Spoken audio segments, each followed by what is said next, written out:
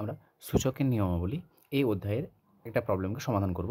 দেখো 2 to the power x plus 1 plus of 2 to the power x plus 2 equals to 48 এই সমীকরণটাকে সমাধান করব। So এই ধরনের প্রবলেমগুলো হলো আমাদের সূচকের নিয়মাবলী বা সূচক অধ্যায়ের প্রবলেম। এখানে যদি আমরা সমাধান করতে বলেছি মানে কার মান বের করতে বলেছে আমাদের সূচকের x এর মান, যে চলরাশি সেই চলরাশির মান নির্ণয় করব। তো চলরাশির মান নির্ণয় করার জন্য আমাদের যে সূচকের ফর্মুলাগুলো রয়েছে, যে সূত্র রয়েছে সেই সূত্রের সাহায্যে আমরা নির্ণয় করব। তো দেখো প্রথমে আমরা কী করবো, আগে এই যে পাওয়ারের আকার রয়েছে পাওয়ারগুলোকে ভেঙে দাও আগে। তো কত লিখবো এটাকে, দেখো যোগের আকার আছে, তাহলে আমরা জানি যোগ কখন হয়, গুণ থাকলে, তা 2 to the power x into 2 to the power 1।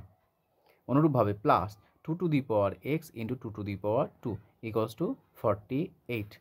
আমরা জানি যে x to the power m into x to the power n এর ভ্যালু কত হয়, x to the power m plus n. যদি বেস সমান থাকে তাহলে পাওয়ারগুলো কী হয়ে যায়, গুণের ক্ষেত্রে দেখো গুণের আকার আছে, পাওয়ারগুলো যোগ হয়ে যায়। অনুরূপভাবে পাওয়ার যদি যোগের আকারে থাকে তাহলে আমরা এইভাবে গুণের আকারে ভাঙতে পারি। সেই জন্য দেখো পাওয়ার যোগের আকার ছিল, ব্রেক করে দিলাম। আচ্ছা এই লাইনের পর তো এই লাইনটা করা যায় তাই না, 2 to the power x 2 to the power 1, তাহলে বেস সমান রয়েছে, পাওয়ারগুলো কী হবে, যেহেতু গুণ রয়েছে তাহলে পাওয়ারগুলো কী হয়ে যাবে, যোগ হয়ে যাবে। অনুরূপভাবে এটাকে ভেঙে দিলাম। এবার দেখো এখানে আমাদের কমন কে আসছে, এখানে দেখতে পাচ্ছি আমরা যে 2 to the power extra common আসছে।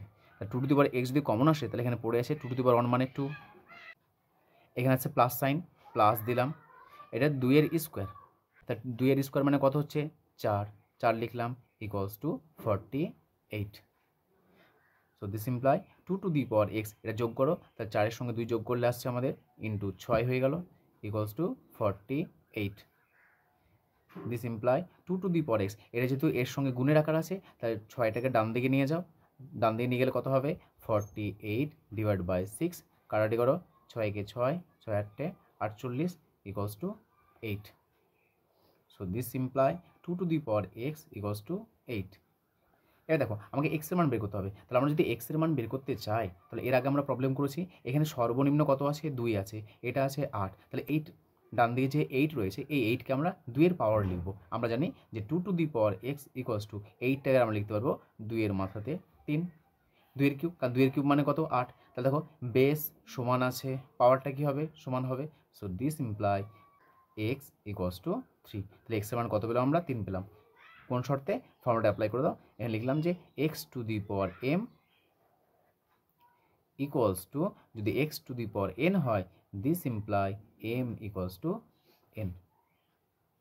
সো সমাধান করে কত পেলাম আমরা, অতএব নির্ণীয় সমাধান